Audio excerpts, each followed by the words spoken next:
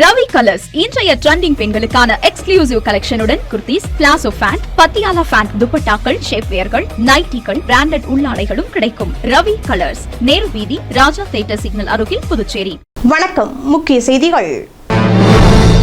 புதுவை காந்தி வீதி வரதராஜ பெருமாள் கோவிலில் சொர்க்கவாசல் திறப்பு நிகழ்ச்சி கோலாகலம். திரளான பக்தர்கள் கோவிந்தா முழக்கத்துடன் சுவாமி தரிசனம். புதுச்சேரி மத்திய பல்கலைக்கழகத்தின் 30வது பட்டமளிப்பு விழா. சிறப்பு விருந்தினராக கலந்து கொண்ட துணை ஜனாதிபதி பட்டதாரிகளுக்கு பட்டங்களை வழங்கினார். போலி மாத்திரை விற்ற 3 மருந்தகங்களுக்கு தடை. புதுவை மருந்து கட்டுப்பாட்டுத்துறை அதிரடி. புத்தாண்டை ஒட்டி டிசம்பர் 31ஆம் தேதி மதியம் முதல் ஒயிட் டவுன் பகுதியில் வாகனங்களுக்கு தடை. கடற்கரைக்கு செல்ல இலவச பேருந்து வசதிக்கும் ஏற்பாடு.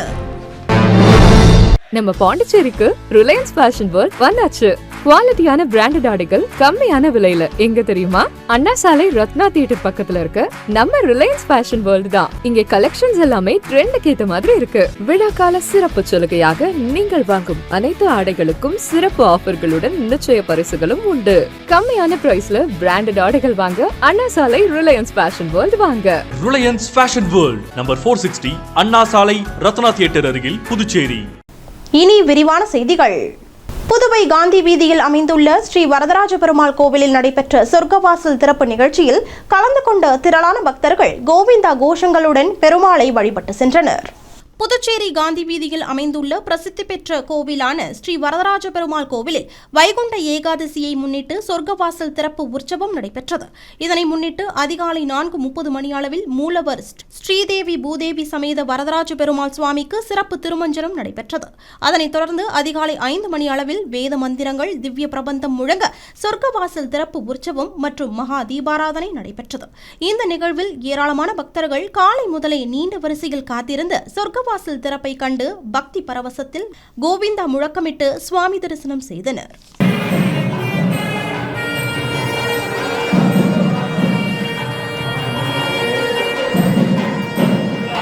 அனைவருக்கும் வணக்கம். இது பாத்தீங்கன்னா இன்னைக்கு சொர்க்கவாசல் திறந்திருக்காங்க. நாங்க அந்த சாமியை பார்க்கறதுக்கு வந்திருக்கோம். இவரை கும்பிட்டு போனா வாழ்க்கையில நிறைய பிரச்சனைகள் தீரும், நன்மைகள் நடக்கும். நான் டெய்லி இவரை வணங்கிட்டு தான் நான் போறது. பெருமாளை கும்புறவங்களுக்கு எந்த ஒரு பிரச்சனையும் இல்லாம எல்லாத்தையுமே அள்ளி கொடுக்குறவரு. இன்னைக்கு சொர்க்கவாசல் நாங்க வந்திருக்கோம். நீங்களும் சாமி பிரார்த்தின்னா நினைக்கிறோமோ எல்லாம் இந்த பெருமாள் நம்மளுக்கு கை கொடுப்பாரு. அதுல எந்த குறைகளும் வைக்க மாட்டார். உடல் வலிமை, மன வலிமை, மன வலிமை எல்லாமே கடவுள் நம்மளுக்கு திருப்திகரமா கொடுப்பாரு. எல்லா அருள் புரிவாரு. வைகுண்டத்துக்கு போவோன்னு வந்தோம். ஒரு நாள் பயணமாக புதுவை வந்த துணை ஜனாதிபதி CP ராதாகிருஷ்ணன் புதுவை பல்கலைக்கழகத்தின் 30வது பட்டமளிப்பு விழாவில் கலந்து கொண்டு பட்டதாரிகளுக்கு பட்டம் மற்றும் பதக்கங்களை வழங்கி பாராட்டினார். புதுச்சேரி மத்திய பல்கலைக்கழகத்தின் 30வது பட்டமளிப்பு விழா பல்கலைக்கழக வளாகத்தில் டிசம்பர் 29ஆம் தேதி மாலை நடைபெற்றது. இந்த விழாவிற்கு சிறப்பு அழைப்பாளர்களாக ஆளுநர் கைலாசநாதன், முதலமைச்சர் ரங்கசாமி ஆகியோர் கலந்து கொண்டனர். மேலும் சிறப்பு விருந்தினராக துணை ஜனாதிபதி CP ராதாகிருஷ்ணன் கலந்து கொண்டு 2021 முதல் 2024ஆம் ஆண்டு வரை படித்த பட்டதாரிகளுக்கு பட்டங்கள் மற்றும் பதக்கங்களை வழங்கினார். அதன்படி 746 பேருக்கு முனைவர் பட்டமும், இளநிலை, முதுநிலை படிப்புகளில் முதலிடம் பிடித்த 759 மாணவர்களுக்கு தங்க பதக்கமும், மேலும் 89,476 மாணவர்களுக்கு பட்டங்களும் வழங்கப்பட்டன. முன்னதாக புதுவை பல்கலைக்கழக துணைவேந்தர் பிரகாஷ் பாபு வரவேற்று பேசினார். மேலும் இந்த விழாவில் சபாநாயகர் செல்வம், அமைச்சர் நமச்சிவாயம், தேசிய பாதுகாப்பு ஆலோசனை வாரிய உறுப்பினரும் ஆந்திர மாநில அரசின் மதிப்புறு ஆலோசகருமான சதீஷ் ரெட்டி, பாராளுமன்ற உறுப்பினர் செல்வகணபதி, சட்டமன்ற உறுப்பினர் கல்யாண சுந்தரம் மற்றும் பல்கலைக்கழக மாணவ மாணவிகள், பேராசிரியர்கள் கலந்து கொண்டனர்.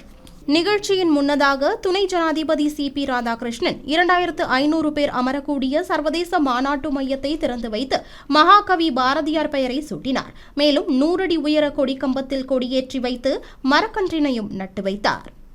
புதுச்சேரியில் போலி மாத்திரை விற்பனை செய்த 3 மருந்து கடைகளுக்கு மருந்து கட்டுப்பாட்டுத்துறை தடை விதித்துள்ளது. புதுச்சேரியில் போலி மாத்திரை வழக்கில் இதுவரை 26க்கும் மேற்பட்டோர் கைது செய்யப்பட்டுள்ளனர். இது தொடர்பாக தொழிற்சாலைகள், குடோன்கள் என 13 இடங்களுக்கு சீல் வைக்கப்பட்டுள்ளன. மேலும் புதுவையில் விஸ்வரூபம் எடுத்த இந்த வழக்கு தற்போது சிபிஐக்கு மாற்றப்பட்டுள்ளது. இதனிடையே புதுச்சேரி மாநில மருந்து கட்டுப்பாட்டுத்துறை அதிகாரிகள் பல்வேறு மருந்தகங்களில் தீவிர சோதனை நடத்தி வருகின்றனர். அப்போது புதுச்சேரி புசி வீதி, காந்தி வீதிகளில் செயல்பட்டு வந்த செம்பருத்தி மற்றும் ஸ்ரீ குகா ஆகிய 3 மருந்தகங்களில் போலி மாத்திரைகள் விற்பனை செய்யப்பட்டது தெரியவந்தது. இதனையடுத்து அந்த மருந்தகங்களில் மாத்திரை மருந்துகள் விற்பனைக்கு தடை விதிக்கப்பட்டது. மேலும் புதுச்சேரி மருந்து கட்டுப்பாட்டுத்துறையில் மருந்து உற்பத்தி நிறுவனங்கள் உரிமம் பெறுவதற்கு ஆன்லைன் போர்ட்டல் உருவாக்கப்பட்டுள்ளது. மேலும் உரிமம் பெற்ற அனைத்து மருந்து உற்பத்தி நிறுவனங்களும் தயாரிப்பு உரிமத்தை வருகிற மார்ச் 31ஆம் தேதிக்குள் ஆன்லைன் போர்ட்டல் வழியாக புதுப்பிக்க வேண்டும் என்று புதுச்சேரி மருந்து கட்டுப்பாட்டுத்துறை உரிமம் வழங்கல் அதிகாரி ஆனந்தகிருஷ்ணன் உத்தரவு பிறப்பித்துள்ளார். புத்தாண்டையொட்டி டிசம்பர் 31ஆம் தேதி மதியம் முதல் ஜனவரி 1ஆம் தேதி காலை வரை ஒயிட் டவுன் பகுதியில் வாகனங்களுக்கு தடை விதிக்கப்படுகிறது. புதுச்சேரியில் புத்தாண்டு கொண்டாட 31ஆம் தேதி நள்ளிரவு கடற்கரையில் அதிகமானவர்கள் கூடுவார்கள் என்று எதிர்பார்க்கப்படுகிறது. இதனால் டிசம்பர் 31ஆம் தேதி புதன்கிழமை பிற்பகல் 2 மணி முதல் புத்தாண்டு அன்று வியாழக்கிழமை காலை 9 மணி வரை ஒயிட் டவுன் பகுதியில் 2 சக்கரம் மற்றும் 4 சக்கரம் உள்ளிட்ட அனைத்து வாகனங்களுக்கும் தடை விதிக்கப்படுகிறது. ஆம்பூர் சாலையில் இருந்து கிழக்கு நோக்கி செல்லும் அனைத்து சாலைகளும் தற்காலிகமாக மூடப்படுகிறது. மேலும் புதுச்சேரி அரசு மருத்துவமனைக்கு அவசர சிகிச்சைக்காக வரும் ஆம்புலன்ஸுகள் செயின்ட் ஆக்னஸ் மற்றும் குர்குப் வீதியில் அனுமதிக்கப்படுகிறது. இதேபோல் நகர பகுதிகளில் குடியிருப்பவர்கள், தங்கும் விடுதியில் உள்ளவர்கள், தேவாலயம் மற்றும் அவசர கால தேவைக்காக வரும் வாகனங்களுக்கு 4 விதமான அனுமதி சீட்டு போக்குவரத்து முதுநிலை காவல் கண்காணிப்பாளர் அலுவலகத்தில் வழங்கப்படுகிறது. இதனை அந்த பகுதியை சேர்ந்த குடியிருப்பு வாசிகள் பெற்றுக் கொள்ளலாம் எனவும் தெரிவிக்கப்பட்டுள்ளது.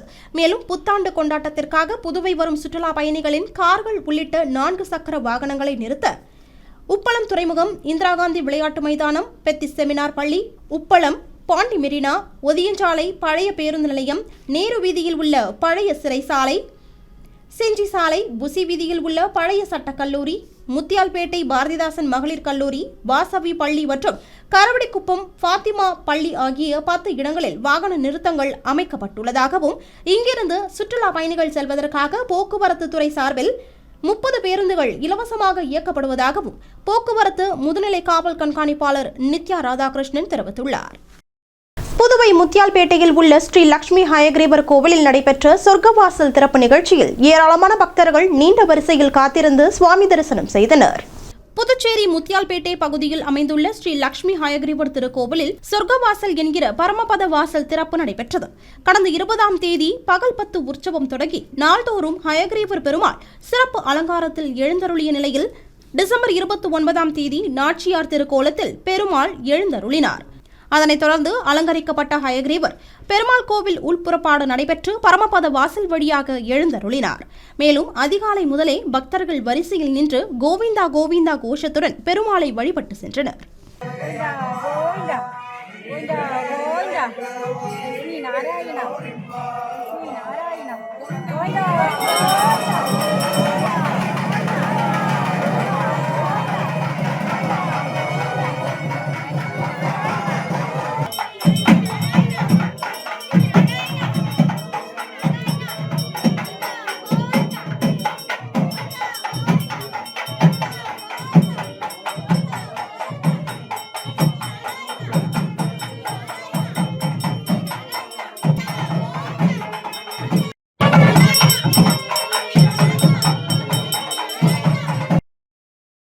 நேரத்தை சரியாக கடைபிடிப்பவர்களே வாழ்வில் வெற்றி பெறுவார்கள் என புதுவை பல்கலைக்கழக மாணவர்களுக்கு துணை ஜனாதிபதி சிபி ராதாகிருஷ்ணன் அறிவுரை வழங்கினார்.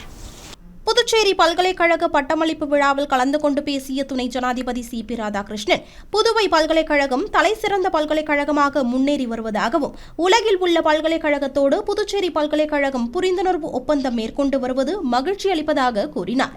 மேலும் உலக அளவில் உள்ள 2% விஞ்ஞானிகளில் புதுவை பல்கலைக்கழக பேராசிரியர்கள் 28 பேர் இடம் பிடித்திருப்பது பெருமைக்குரிய விஷயமாகும் என்றவர், வரும் 2047ஆம் ஆண்டு வளர்ச்சியடைந்த பாரதமாக மாறுவதற்கு மாணவர்கள் பங்களிப்பு அவசியம் என்றும் அவர் கூறினார்.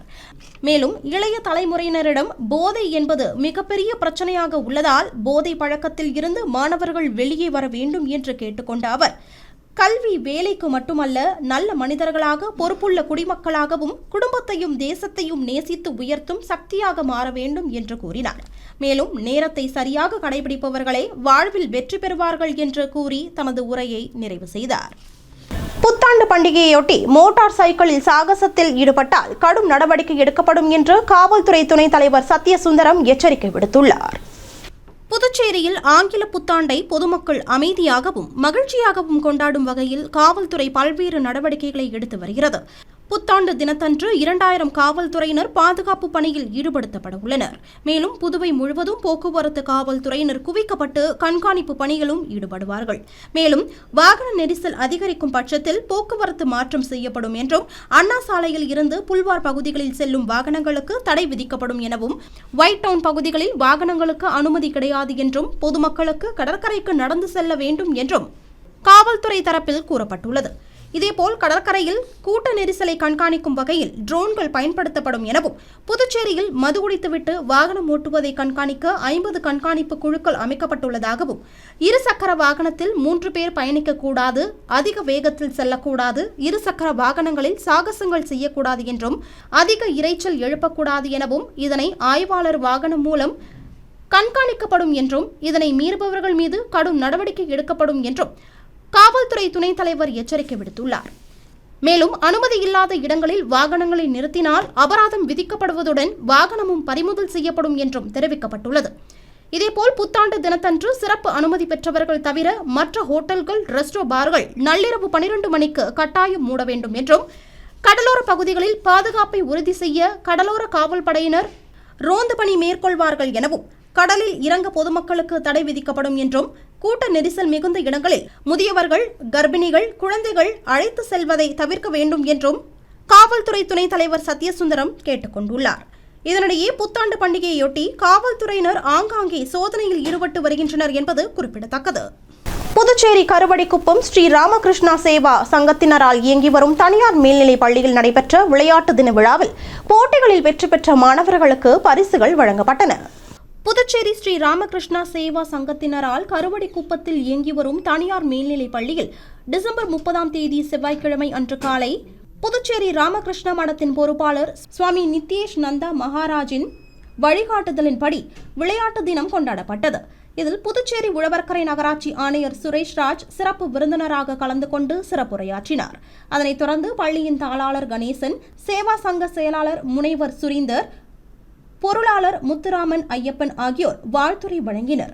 மேலும் இந்த விழாவில் தேசிய அளவில் மற்றும் மாநில அளவில் நடைபெற்ற பளுதூக்கும் போட்டி, கேரம், சதுரங்கம் ஆகிய போட்டிகளில் கலந்து கொண்டவர்களுக்கும் வெற்றி பெற்ற மாணவர்களுக்கும் மற்றும் பள்ளியில் நடைபெற்ற விளையாட்டுப் போட்டிகளில் வெற்றி பெற்ற மாணவர்களுக்கும் பரிசுகள் வழங்கப்பட்டன. இதனிடையே மாணவ மாணவிகளின் கண்கவர் கலை நிகழ்ச்சிகளும் நடைபெற்றது. இந்த நிகழ்ச்சிக்கான ஏற்பாடுகளை இயக்குநர் கிருஷ்ணராஜு, துணை முதல்வர் சுந்தரமூர்த்தி, தலைமை ஆசிரியை ஜாஸ்மின், உடற்கல்வி ஆசிரியர் ஐயப்பன் மற்றும் அனைத்து ஆசிரியைகள் செய்திருந்தனர். மேலும் இந்த நிகழ்ச்சியில் சேவா சங்க உறுப்பினர்கள், நிர்வாக அதிகாரி ஸ்ரீராமலு, பெற்றோர்கள், மாணவ மாணவிகள், ஆசிரியர்கள் ஆகியோர் கலந்து கொண்டனர்.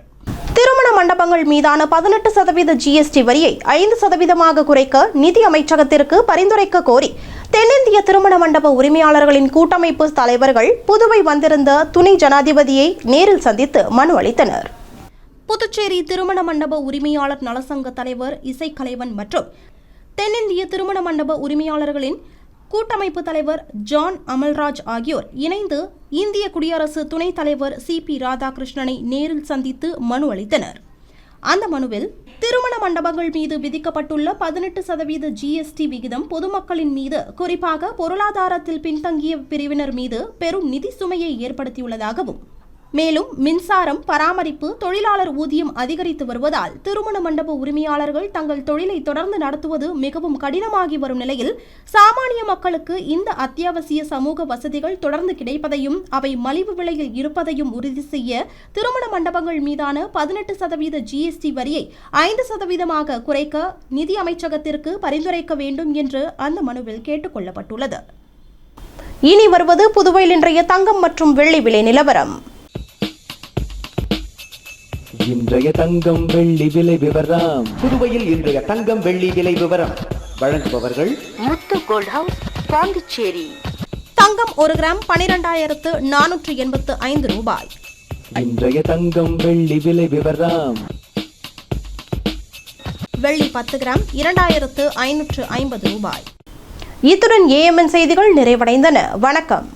புதுச்சேரி உங்கள் ஏஎம்என் டிவி செய்திகளை யூடியூபில் உடனுக்குடன் காண ஏஎம்என் டிவி பாண்டிச்சேரி சேனலை சப்ஸ்கிரைப் செய்யுங்கள். பெல் பட்டனை மறக்காமல் கிளிக் செய்யுங்கள்.